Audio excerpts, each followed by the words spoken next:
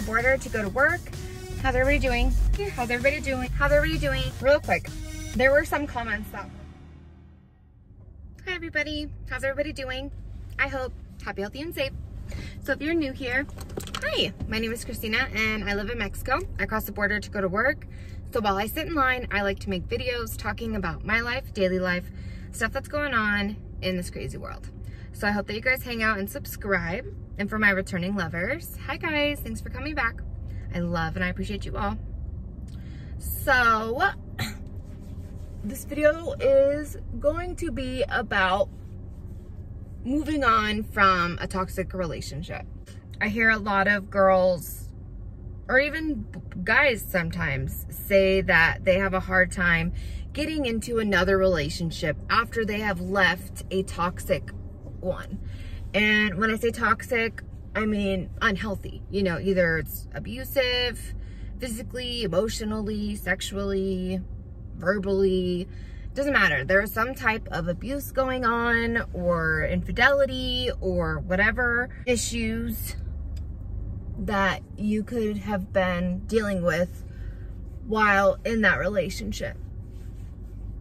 And so a lot of people have a hard time being in another relationship after they've already had to deal with that. Mostly because their guards are up. Their guards are up, their trust is like almost impossible to get. And I don't want to say they're difficult to love, because that's probably not true, but it's difficult for them to love because they're so scared it's going to happen again, especially if somebody's been in multiple abusive or toxic relationships. Definitely makes it that much harder for them to move on.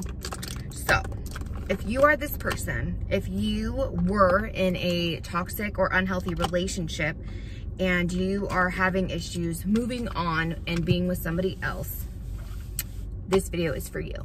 Or if you know somebody who is dealing with these issues, this can also help you help them work through that if they're willing to do that. Part of the thing of getting help is you have to want help. You have to want to get better, and you have to want to change. If you don't realize that there's a problem, if you don't realize that you need to make a change, and if you don't realize that you need to work at it, it's not going to happen. It's not. You have to be able to recognize and to want to change and get better in order for that to happen. So that is one of the most important things to start out with. If somebody you know has no idea that they act that way or are having issues trusting, I mean, I feel like that's really rare. I feel like most people can recognize that they have trust issues, and if anything, they own it, and they, you know, are open about it, and they let people know right in the beginning, hey, I got trust issues, I don't trust you, and this is how it is. So I feel like most of the time it's not hidden. However, you may have, you know, somebody who doesn't recognize it, doesn't want to recognize it, and you may be dealing with that. And in that case, I mean, I definitely would recommend talking to them about it and seeing if you can help them recognize that they're having, you know, those complications. But as far as forcing them to get help or change or see it, it's just not going to happen. They have to be able to want to do that on their own. So keep that in mind. So my first suggestion is to seek some type of help. When I say help, I mean professional help. Either seeing a psychologist, therapist, counselor. I mean, to be honest, they pretty much do all the same thing. However, counselors just help you work through your problems. Psychologists can prescribe medications. So if you think you might need medication as far as like for anxiety, OCD, depression, multiple personality disorders, bipolar disorder, if you feel like you have something else like that you might need medication for, make sure that you definitely go and see a psychologist, because they're the only people that will be able to give you medication. A counselor or a therapist is not able to do that for you. So if you feel like you might need medication, make sure that you see a psychologist.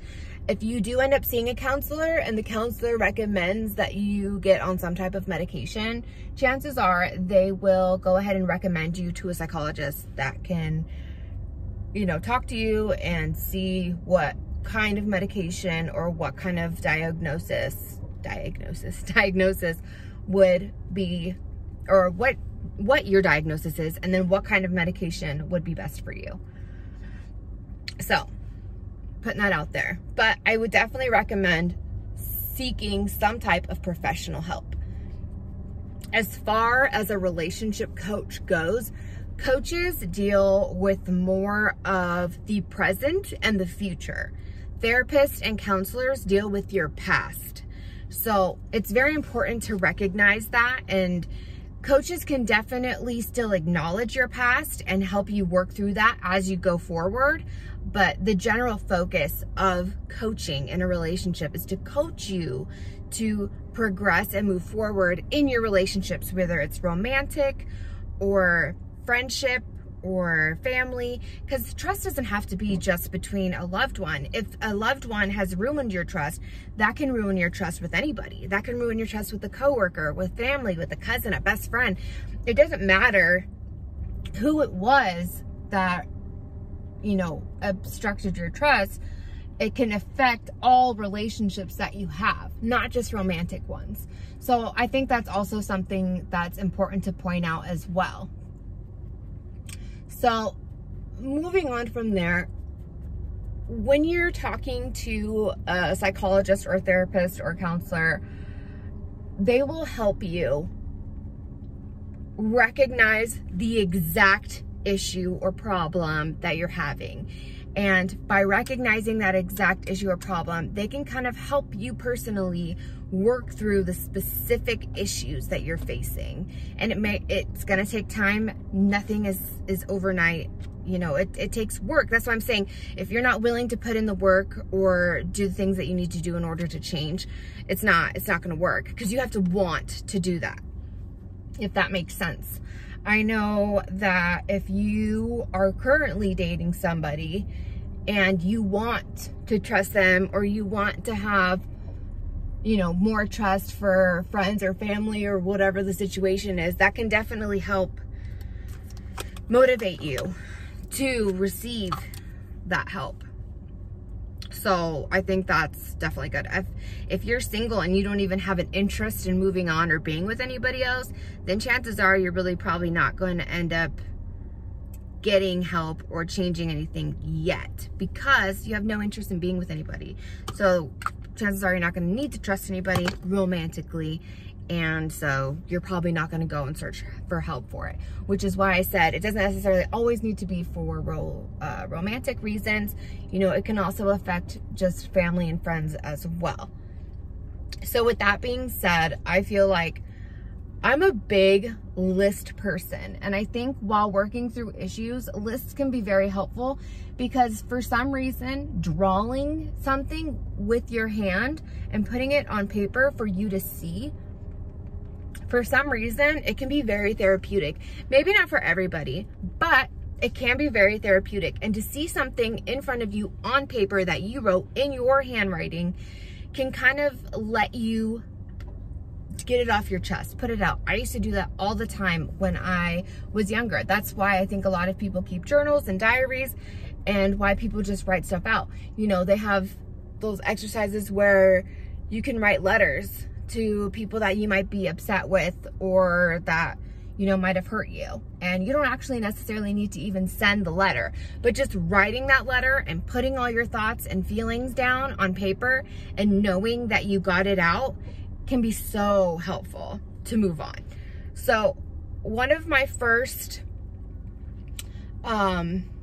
exercises I would have somebody do that is trying to move forward and regain their trust, regain their trustingness, I don't know how to word that correctly, but would be to make a list.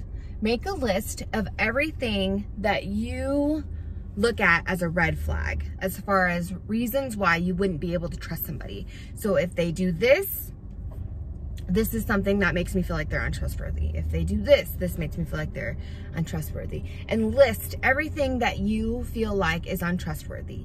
And then, you know, like I said, if you were my client, then we would work through each one. So if they do this, why does that make you feel that this is untrustworthy? And then we can kind of outweigh the benefits and the downfalls of that.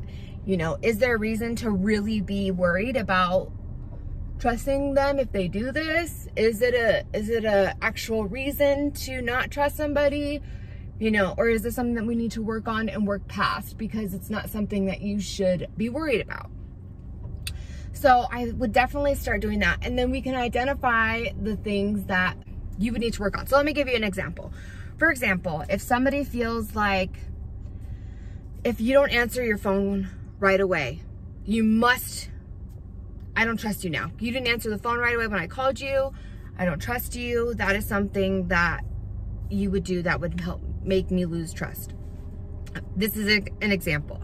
Okay, so then we would talk about, why would answering the phone make you feel that way? Well, I feel like if they don't answer the phone, they either A, they don't want to talk to me, B, they're trying to, like, they're looking that I'm calling and don't want to answer the phone.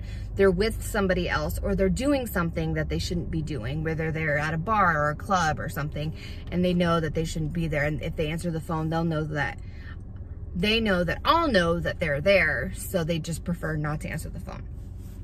So those would be their reason for thinking that these are red flags for not trusting somebody.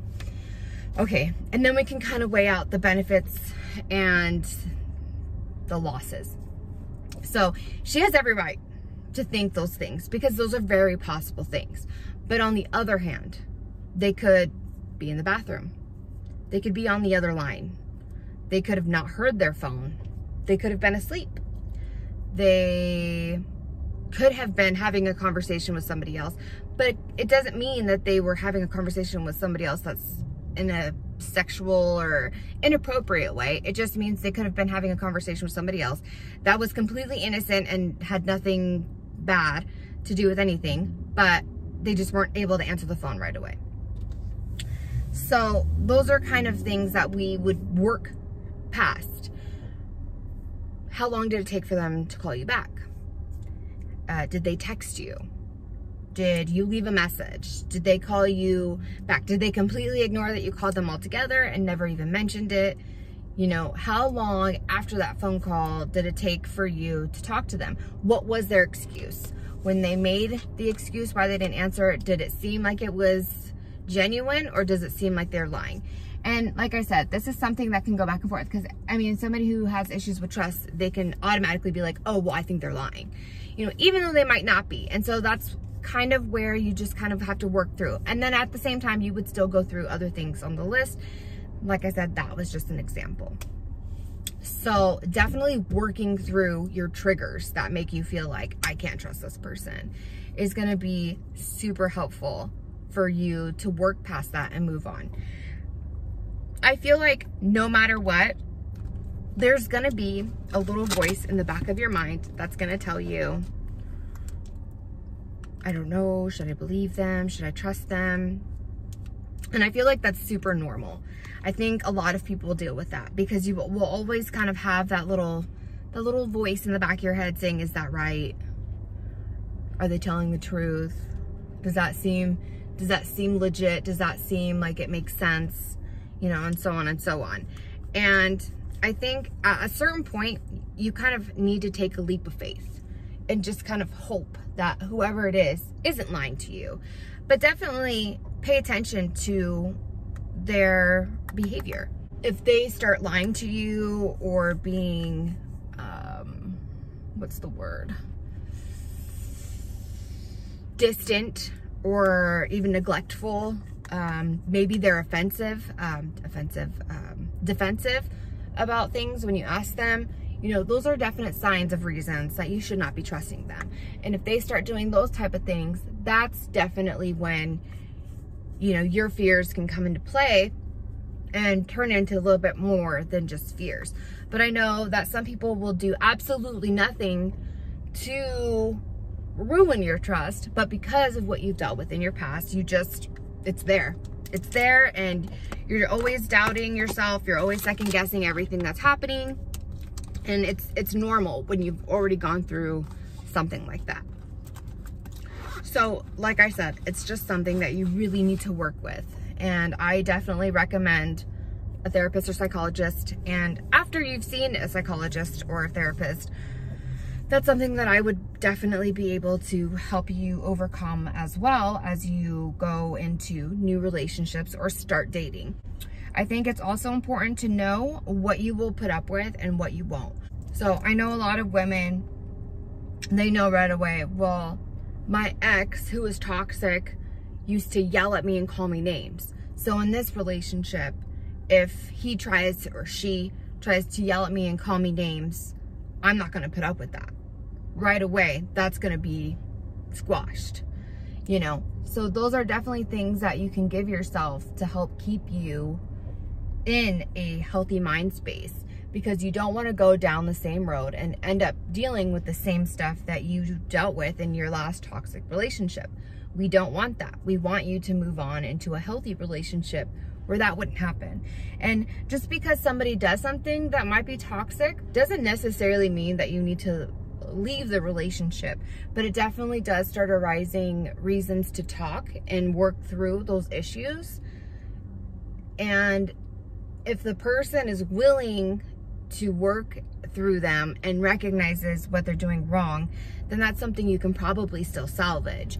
But if they are completely in denial, do not want to fix anything, and they don't think they're in the wrong, then that's something that's really not worth it, and it's probably just better to walk away, because we don't want to get sucked into another toxic and unhealthy relationship. So that's important to look out for. And there's nothing wrong with looking out for yourself when you're in a new or even, you know, long-term relationship. A lot of times people don't show their true selves until, what, a year, maybe sometimes 2 years into something. Or there can be a certain situation that you wouldn't normally be in, and then now that it's happening, you're realizing how they react to it, and it's not something that you would normally put up with.